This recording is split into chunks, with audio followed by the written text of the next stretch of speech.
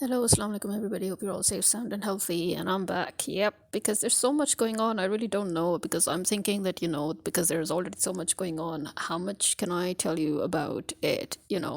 But here goes again. Share Afzal Marvat, as you know, who was the up and coming, the rising new shiny member of PTI, who was representing the youth and creating a lot of noise and, having workers' conventions that would always end up in huge rallies as opposed to the flop rallies of empty seats of Bilawal and Mariam Nawaz and Nawaz Sharif.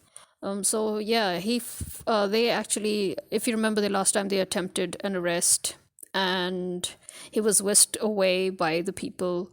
And then now they kind of trapped him into an arrest by, calling him out of the court. He is actually a lawyer, from what I understand, and he was called out of court on the pretext of asking him something, and then they immediately grabbed onto him, they beat him up, and they arrested him. Again, this is an illegal arrest, obviously, by the police. And as we know, there are still women in jail who have been illegally arrested at the behest of Mariam Nawaz, and Mariam Nawaz has a special vendetta against those females, those young women who belong to very respectable families and who have been very vocal in their in their, how can we say, they have been actually very, very vocal in their support for Imran Khan and for as members of PTI and as members of the public.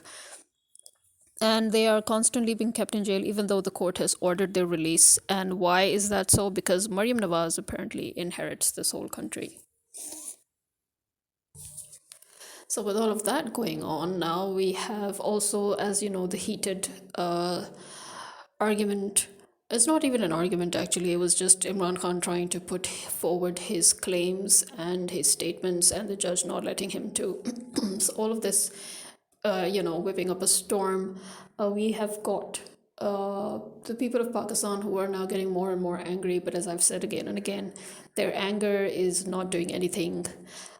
They need to be more violent, more aggressive. There needs to be an actual bloody revolution for us to get rid of these people. Because why? You see, I get it. I get it when I listen to Makhdoom Shahabuddin, for example, or when I listen to Sama Ghazi, or when I listen to uh, Tariq Mateen, or I'm not very good with names nowadays, but I think it is Tariq Mateen, or is it Mateen Tariq? But it's Tariq Mateen. So the thing is that I think that these people are doing a fabulous job. That even though most of them have been forced to leave the country, and as you know, I listen to Muhit Pirzada as well. And the point is that even though they've been forced to leave the country, and one or two are actually still in the country, Imran Riaz Khan, who finally got released, has opened up and talked very bluntly about the torture and the illegal imprisonment and how they treated him and what they did to him to create a speech impediment and how he had to go to therapy and all. So he has been vocal about that. He has not kept quiet. So he is still in Pakistan. And kudos to everybody, But as I said, I think the person now who is really, whose eyes are completely opened now more and more so, is Muhit Pirzada, because as you know, I've disagreed with a lot of his very optimistic opinions and hopes regarding Pakistan, which now he himself has realized, and he has said that yes, he was wrong. So there's that. But I think that I understand, as I said, that they are trying to tell the people of Pakistan that, all hope is not lost, and that, people are out and about and doing something. So you need to go out too. You need to join them, support them. I guess that is what they're basically trying to say when they keep on giving these positive sides to what is going on. By the reason I'm saying positive is because, for example, they are telling about how people reacted to the illegal arrest of Sher Afzal and how it has, created, in fact, another setback for the caretaker government, for the Pakistani army, for the establishment, for the courts of law, and they are right. They are right, because they are absolutely right that the lawyers have always been the biggest backbone of our judiciary, of our legal system, and they have been the biggest support of our judges and our courts. And if the courts will now go against the lawyers, they will lose a huge support. The lawyers have begun to go against the courts now, and arresting Sher Marvat is actually going to prove to be a huge backlash for the court, and is going to backfire on the court. Yes, it is all true, but again, I think they have forgotten, or maybe they just don't like to mention it, because as I said, they just want people not to be completely pessimistic. But who cares?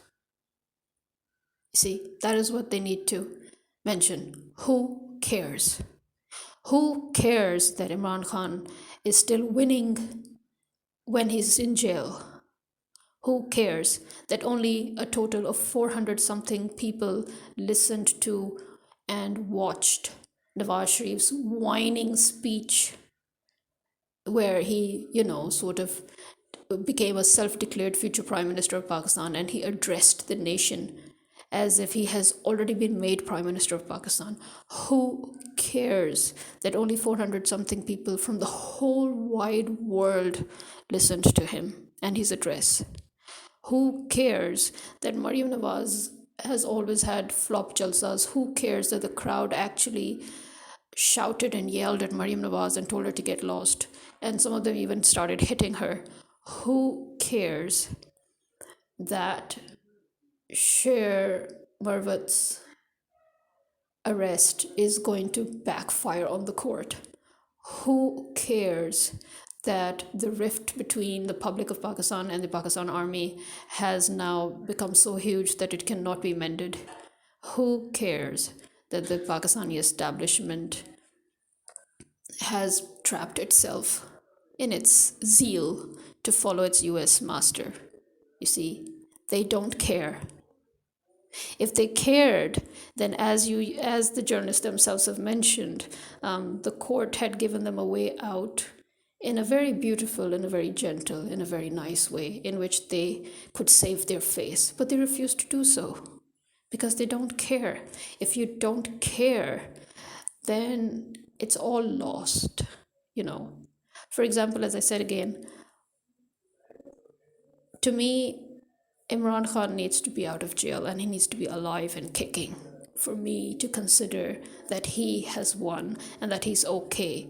Okay? Winning by killing yourself, I'm sorry, I'm not going to accept that. Winning at a huge loss is not, in my book, a winning we can afford. This damage that will be done will not be able to be compensated. Not even God can compensate this damage. It's a fact.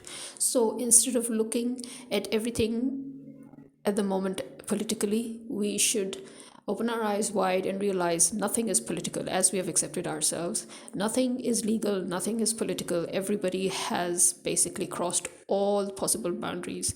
Everybody has crossed their limits, and it's time that the public stands up against violence in violence. I mean, as Gawker himself said, that the state has the right to violence. Who is the state? The public. The public is the state. The public has a right to violence. Why? Because our servants have turned against us. Our servants have kidnapped us. Our servants have held us hostage. Our servants are still stealing our money. Our servants have betrayed us. There is only one punishment for traitors, and the fact that traitors are ruling over us and traitors are running rampant in our country, whereas the actual patriots, the actual real hardcore Pakistanis, are being arrested as traitors. This is the biggest irony ever, and this is absolutely unforgivable, and the public should not wait for any more damage to be done. Okay, the fact that Shah Mahmood Qureshi and Imran Khan are being drafted literally being drafted towards a death sentence by the judges, again at the orders of Nawaz Sharif. And again, this order is again coming not just because of Nawaz Sharif's revenge, but because the US government feels that only death can actually put a full stop to it all. We need to put a full stop to it all. Instead of them putting a full stop to us, we need to put a full stop to them. There is only one way. I agree with the US on this point. There's only one way to put a full stop, and that is death. We, the public, we need to put all of these traitors to death. And we need to sanction America. We need to sanction America, and we need to tell America to go to hell. And we need to make America pay for this latest interference and for all the previous interferences.